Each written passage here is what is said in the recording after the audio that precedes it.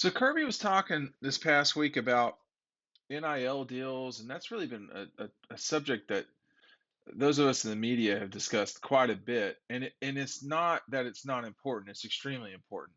But here's one thing he was talking about in terms of recruiting. He said you have to be selective of going really far away from home or how big a portal risk a kid is. Is NIL so important to him that he's not going to be as effective as a player? Because it's easy to sit here and say, what can I make in NIL? How can you help me? Well, I can help you a whole lot more. This is Kirby. If you come out of college with a degree and come out of college and get drafted, there are a lot more commas on those salaries than there are on NIL deals. You have to be able to explain that to kids, and they have to be able to understand it and buy in. So the important part here is what he's saying is accurate. Okay, the vast majority of players in college football are not going to get NIL deals that change their life and give them generational wealth. Not every college degree does that, but a college degree will give you the ability to do a lot of things that you won't have without it. Certainly, getting drafted in the NFL falls under that same category. Um, this is an important part of the world that we're living in right now in college football. In the last 7 months, eight, just call it eight, the college football's changed, and it's not going back. I mean, the transfer portal is one thing that can be regulated. NIL is never going to get regulated. Not the way it's been ruled on by the Supreme Court. You're not going to be able to limit commerce like that. So it's here to stay. And the teams and programs that can navigate this the best are going to be the ones that succeed in the future. I'm going to remind you all about DAWGSTRUCTION. It's right down below. I really appreciate everybody ordering it. Make certain that you're checking it out. DAWGSTRUCTION is the story of the 2021 National Championship season at Georgia. I appreciate everybody checking that out. It's right down below. If you've not checked it out, check it out today. We're not running out of copies. I want to make sure that I get them to you as fast as I can.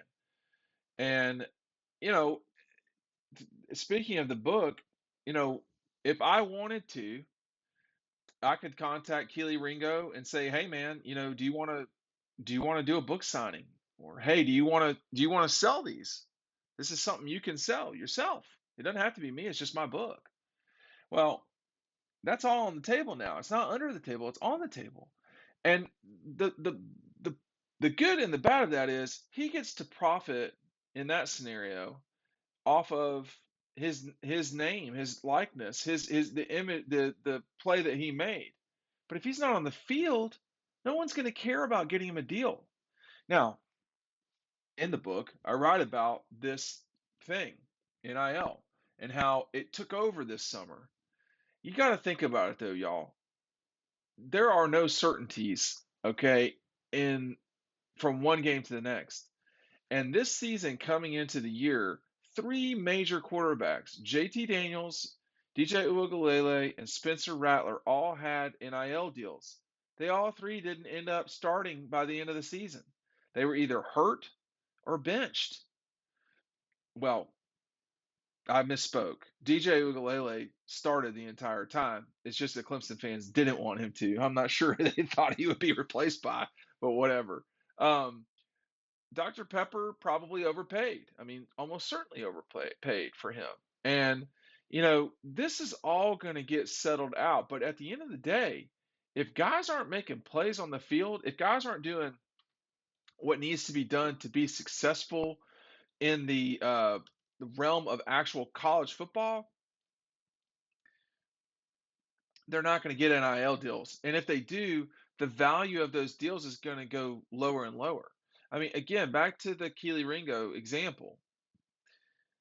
Keely has been selling shirts, understandably. You know, he can do that. But if he's not on the field, there's no value there for a brand deal. I mean, brand deals are always going to be out there for people who have social media followings. I mean, the Kardashians are a great example of what you can do if you have a following. But Whereas the Kardashians have to live a certain lifestyle. In college football, you got to play and you got to matter. And all those followers are great, but they don't mean anything if you're not playing. I mean, I can't recall off the top of my head every single deal that JT did, but I believe one of them was with Zaxby's. I'm going to tell you right now, straight up, Zaxby's, your money would be far better spent at Dog Post where you know what you're going to get every single day, every single week, and the audiences are not that much excuse me. I can assure you of that because I know the numbers. So that's the risk here, and mark and companies are going to understand that they're not going to take risks with guys who, you know, just being straight up. I mean, what if Adam Anderson had an NIL deal and it was a big deal, and then all of a sudden he gets into major trouble during the season? These are all the things that these companies are going to have to think about and are thinking about, and it's problematic. It's a thing where we are at the beginning of something here. We don't know what the future will be with it. This is always going to be here. Marketing's not going to change. The value, though, is being on television and playing. The value of the social media volume of players. I mean, you could say of coaches too, but it doesn't necessarily affect coaches because they're constricted because they have contracts constrained. Excuse me. So for the players, the kids, you know, it is all predicated on if you're playing. And you're not going to play if you're not doing the right thing.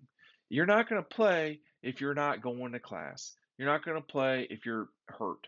You're not going to play if someone's beating you out. The value in an NIL deal is guys playing, in Georgia's case, on CBS or in the future on ABC in front of 5, 6 million people for that game against Kentucky and against, 5 million, 24, 25 million for the Alabama game in the national championship game or the Bama game in the championship game in the SEC. That's where the value is. And again, if you're not doing the basics, if you're not doing the blocking and tackling of football, for lack of a better term, you're not going to win. You're not going to get these deals. It's not going to happen because there's not value there.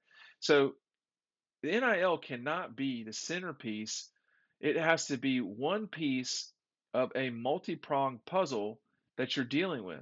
Now, with that all rambled out and said, Georgia is in a position that very few schools are in. USC is in this position. Georgia is in this position. I think to some degree Texas. I think Alabama is, and Ohio State.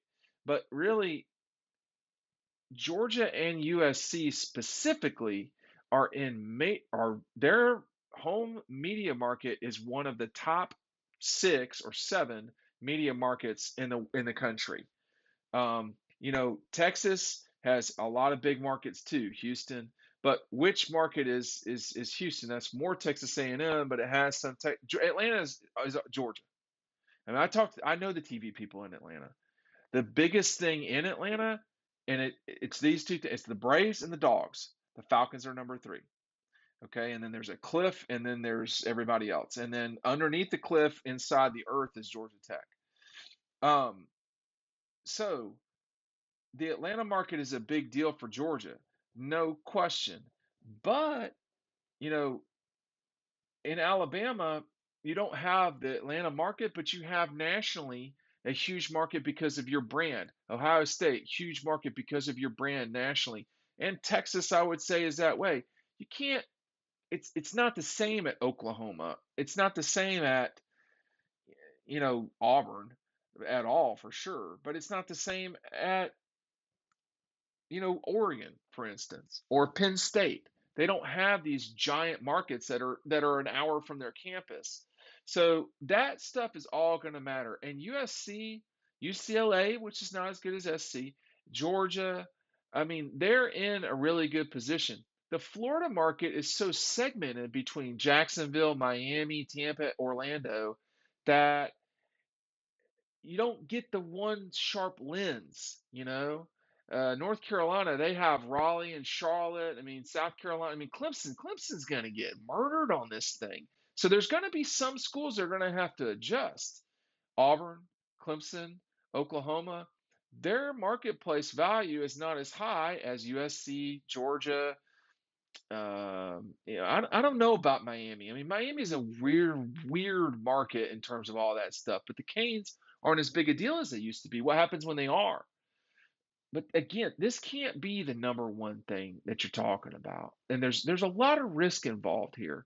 You know, risk after the fact, the way Stetson's been, no. But you know, what is Stetson's value for NIL moving forward? What happens if Stetson gets benched? What happens if Stetson gets hurt? What happens if this? What happens with that?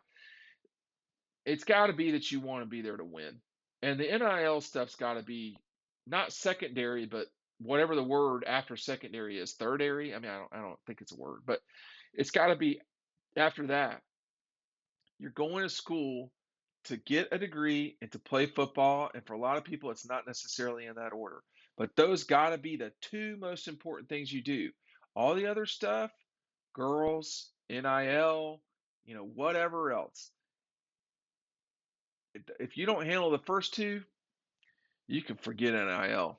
And this is a long subject. I've talked a long time about it, but it's really important to get your priorities in gear. You're going to make a lot more money over time. The average person is going to make a lot more money over time with a college degree than trying to strike it rich with an NIL. NIL deals, and I know some of the deals at Georgia, they're not big, not the way you would think. I mean, you think Warren McClendon's getting a big NIL deal? He's not. He's not getting life-changing money. He gets drafted in the first round or the second round. That's life-changing money. Example made. Check you out on the website. Thanks for checking out DAWGSTRUCTION. It's right down below. Thanks for watching.